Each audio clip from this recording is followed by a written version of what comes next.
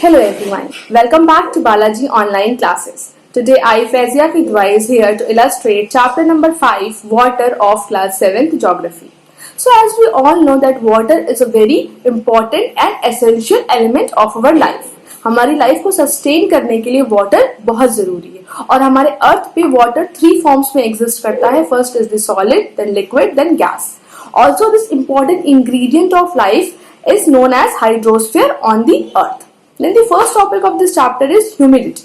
Now, what is humidity? The amount of water vapor that is present in the atmosphere is called the humidity, and it varies from place to place depending on the rate of the evaporation. Humidity is best described in the two terms. First is the absolute humidity and second is the relative humidity. Absolute जो होता है basically it is the total amount of water vapor in an air column is expressed as absolute humidity and it is expressed in grams per cubic meter. Then we have the relative humidity. Relative humidity is basically the ratio between the actual amount of water vapor in the air column at a particular temperature and the total amount of water vapor that air can hold at a particular temperature is called as relative humidity.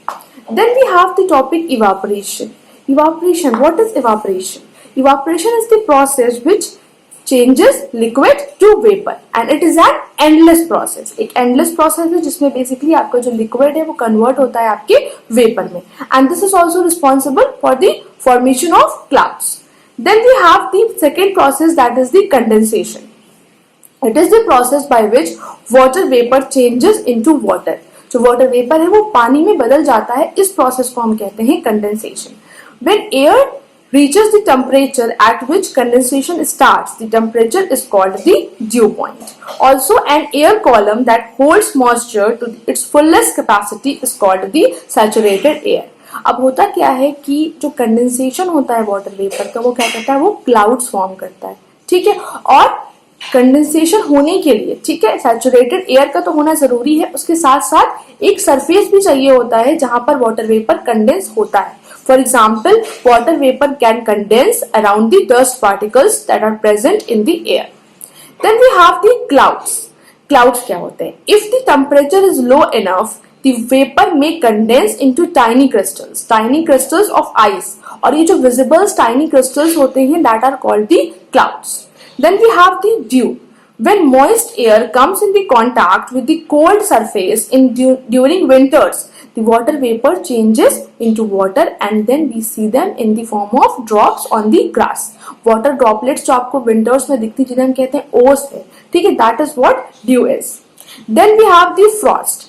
In cold winter nights when the temperature falls below freezing point, then these dew drops they convert into the crystals, ice crystals के form में convert हो जाता है and these crystals are called as frost. Then we have the mist and the fog. जो हमें ठंड में जो हमें कोहरा दिखता है, fog दिखता है.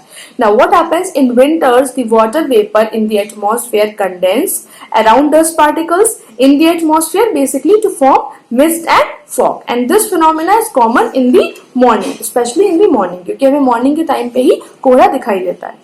Then we have the precipitation.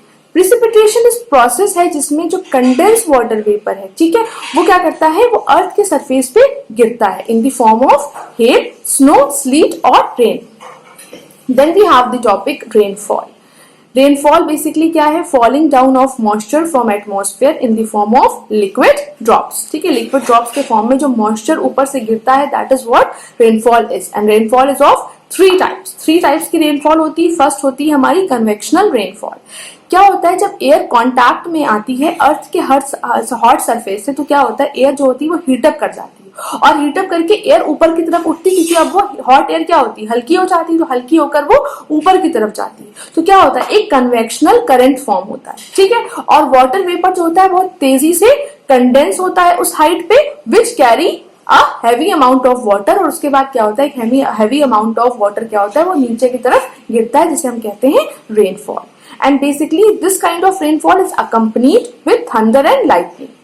Then we have the relief rainfall. अब relief rainfall क्या होता है कि जब जो relief features है, जैसे कि हमारे mountains हैं, वो जब moist winds के पाथ पे आते हैं, ठीक है, जब उसके सामने आते हैं, तो जो विंड होती हैं they forced up to rise to the mountains, right. और उसके बाद जब धीरे धीरे जो विंड होती है वो कंडेंस होना स्टार्ट होती है, ठीक है, ठंडी होना स्टार्ट होती है, तो क्या होती है वो क्लाउड्स फॉर्म कर देती है, and then these clouds bring the rainfall.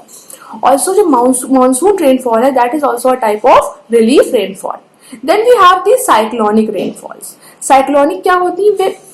When the air converges from all directions towards a low pressure area, then it is forced to rise up, and ये जो rising air होती है it gets cooled, condensed and forms cloud, and then ultimately brings the heavy rainfall, and such kind of rainfall is called the cyclonic rainfall. Then we have the snow. When the condensation takes place at about freezing point, water vapour जो है वो change हो जाता है tiny crystals of ice में और नीचे grounds की तरफ गिरने लगता है, ठीक है, in the form of snow. Then we have the sleets. Sleets are basically the frozen rain droplets. Frozen जो जमी हुई रेन ड्रॉपलेट्स होती हैं that are called as sleets. Then we have the hello.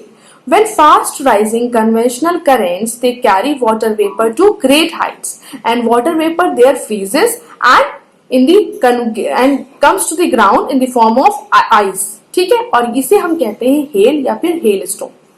Then we have the topic water cycle. Now, अर्थ को हमें blue planet कहा जाता है. Why? Because about 71% of the Earth's surface is covered with the water, and only the 21% of the land covered parts constitute the land. ठीक है.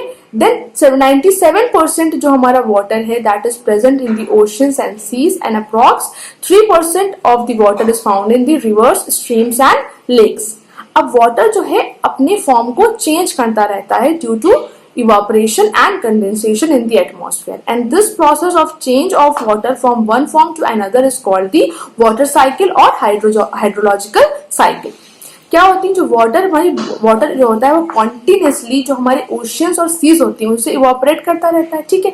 Evaporation के बाद atmosphere में जाकर कंडेंसेशन के थ्रू जो वाटर वेपर है वो कंडेंस हो जाता है, ठीक है, और क्या करता है? क्लाउड्स फॉर्म कर लेता है। उसके बाद क्या होती है? वो जो क्लाउड्स फॉर्म होता है उसके बाद वाटर ड्रॉपलेट्स जो है रेन के फॉर्म में नीचे हमारे अर्थ सरफेस पे गिरती है, ठीक है, और ओशियंस और सीज में कलेक्ट हो जाता है। उसके बाद फिर से ओशियंस और सीज का वाटर फिर से इवापोरेट होता है, ठीक है, और फिर से क्लाउड्स फॉर्म करता है, फिर से वाटर नीचे गिरता है। तो ये क्या हो गया? एक साइकिल की तरह चलता है, ठीक है, एक साइकिल जो है फॉर्म हो गया है। Then we have the topic salinity of oceans. हमें पता है कि जो वाटर होता है ओशियंस और सीज में वो खारा होता है, ठीक है, जिसमें क्या होता है? सॉल्ट डिसॉल्व होता है, खारा पानी जिसे कहते हैं। तो basically the measure of this content of salt is called the salinity, ठीक है। और क्या होता है? जो हमारे इनक्लोज्ड सरफेसेस होते हैं जहां पे इवापोरेशन जो होता है उसका रेट बहुत ज्यादा हाई होता है, वहां पे सैलिनिटी भी हाई होती है, और वो एरियाज जहां पे इवापोरेशन का रेट लो होता है वहां पे हमारी सैलिनिटी भी लो होती है। Then we have some major oceans. We have 5 major oceans. First is the Pacific Ocean. Pacific Ocean is basically circular in shape and it is surrounded by Asia, Australia, North and South America. Then we have the Atlantic Ocean. Atlantic Ocean basically हमारी Pacific Ocean के size में आधी होती है, ठीक है, ये हमारी एस शेप की होती है और ये हमारी 1/6 ऑफ द अर्थ सरफेस को कवर करती है। Then it also joins the Arctic Ocean in the north and Southern Ocean in the south. Then we have the Indian Ocean. Indian Ocean is often called half an ocean. It is a small ocean and it does not open northwards. Then we have the Arctic Ocean. Arctic Ocean हमेशा mostly frozen रहती है and it is located near the North Pole. Then we have the Southern Ocean. This is a large water body which is around the Antarctic continent and it merges with Pacific, Atlantic and Indian Oceans. Then we have the importance of the oceans. Oceans की क्या importance होती है? तो basically oceans are the main source of humidity in the atmosphere which brings the rainfall. Then they also have a moderating influence on the climate of the land masses bordering them. These oceans are also the storehouse of food and minerals. They also help in the trading and in the commerce because they are used as the highways. Then they have enormous potential basically to generate the energy and the tidal waves. They are also important for hydrological cycle. Then we have the topic waves. Waves क्या होती है? जो rise and fall होता है water में, ठीक है, जो water के surface पे जो rise और fall होता है वो उसे हम basically कहते हैं waves. जब विंड जो है वाटर को पुश करती है, ठीक है, तो वाटर क्या होता है, उसमें एक राइज होता है, देन एक फॉल होता है। जो राइजिंग होती है उसे हम क्रस्ट कहते हैं और जो फॉल होता है उसे हम ट्रफ कहते हैं। और ये जो वर्टिकल डिस्टेंस होता है बिटवीन क्रस्ट एंड ट्रफ उसे हम कहते हैं वेव हाइट, और जो हॉरिजॉन्टल डिस्टेंस होता है इन दोनों के बीच में उसे हम कहते हैं wavelength. Then we have the topic tides. अब क्या होता है, the level of water in the sea और ocean rises and falls alternatively at regular intervals every year. These changes in level of the water is called as tides. जब जो level होता है सी water का वो राइज करता है, ठीक है, और जो वाटर जो होता है वो शोर की तरफ जाता है, किनारे की तरफ जाता है, ठीक है, तो उसे हम कहते हैं हाई टाइड। और जब जो लेवल होता है वाटर का वो गिर जाता है और जो वाटर जो है किनारे की तरफ से वापस आने लगता है उसे हम कहते हैं low tide. Tides are basically caused by the gravitational pull of the moon, ठीक है। जो फुल मून नाइट में जब सन, मून और अर्थ एक ही लाइन में आता है तो क्या होते हैं, टाइड्स बहुत ज्यादा हायर होते हैं और उन्हें हम कहते हैं स्प्रिंग टाइड्स। और जो हाफ मून नाइट्स में हाफ जो आधी चांद रात होती है जिसे हम कहते हैं हाफ मून नाइट्स, उसमें क्या होता है, जो सन और मून होता है they make a right angle with the centre of the earth. और इसमें क्या होता है, जो हमारी ग्रेविटेशनल फोर्स होती है वो बैलेंस हो जाती है और हमारे टाइड्स जो होते हैं वो इतने हाई नहीं रहते हैं, इसलिए हम इन्हें कहते हैं neap tides. Then we have the uses of the tides. Basically, they are helpful in the fishing, trading, and navigation. Then they are also help in the movement of the ships. Then it also prevents the harbors from the freezing in winters, especially in colder regions. Then the tidal force can also help to generate electricity, power, and tidal waves. Then we have the ocean currents. Ocean currents क्या होते हैं? The masses of water moving along a definite direction are called the ocean currents. And they are basically caused by the temperature of ocean water, shape of the land masses, rotation of the earth and the prevailing winds. जो ocean currents होते हैं वो दो types के होते हैं, cold ocean currents and आपका warm ocean currents. जो कोल्ड ओशन करेंट्स होते हैं वो बेसिकली पोलर रीजन से ओरिजिनेट होते हैं और क्या करते हैं, एक उस पर्टिकुलर एरिया को और एरियाज के कंपैरिजन में ज्यादा ठंडा करते हैं at the same latitude. And the warm currents they basically originate from equatorial region and they make a place somewhat warmer. Then ocean currents जो होती है वो रेनफॉल को भी इन्फ्लुएंस करती है, ठीक है। कैसे, जब winds जो होती है they are passing over warm currents, they pick up the moisture and they cause heavy rainfall. Then we have some of the effects of ocean currents. Basically they influence the coastal temperature. Then जब जहां पर ऐसी places पे जहां warm air currents और cold air currents मिलते हैं तो एक टाइनी ऑर्गेनिजम्स बनते हैं जिन्हें हम कहते हैं प्लैंकटन, और ये बेसिकली सर्व करते हैं as food for fish. So basically such places are good for fishing grounds. Then they also help in the faster movements of the ships. Then warm currents जो होते हैं वो जो आइसबर्ग्स होते हैं जो बेसिकली हमारे ओशियंस में होते हैं उनको वो मेल्ट कर देते हैं, तो इससे क्या होता है, जो मूवमेंट होता है शिप्स का वो इजिली पॉसिबल हो पाता है। देन कुछ एक इनका डिसएडवांटेज भी है and that is what sometimes ocean currents cause problems for ship. What happens, thick fog occur when cold and warm currents meet. जब कोल्ड करंट और वार्म करंट मिलते हैं तो एक थिक फॉग क्रिएट हो जाता है और बेसिकली क्या करता है, ये विजिबिलिटी को रिड्यूस कर देता है। सो क्लास ये chapter ends here with this topic and now it's your responsibility to read this chapter properly and you can also mark all your queries and so that we can discuss them in your live sessions. Also you will get the notes of this chapter through School Mitra app, so please download those PDFs and complete your work. Thank you and have a good day ahead.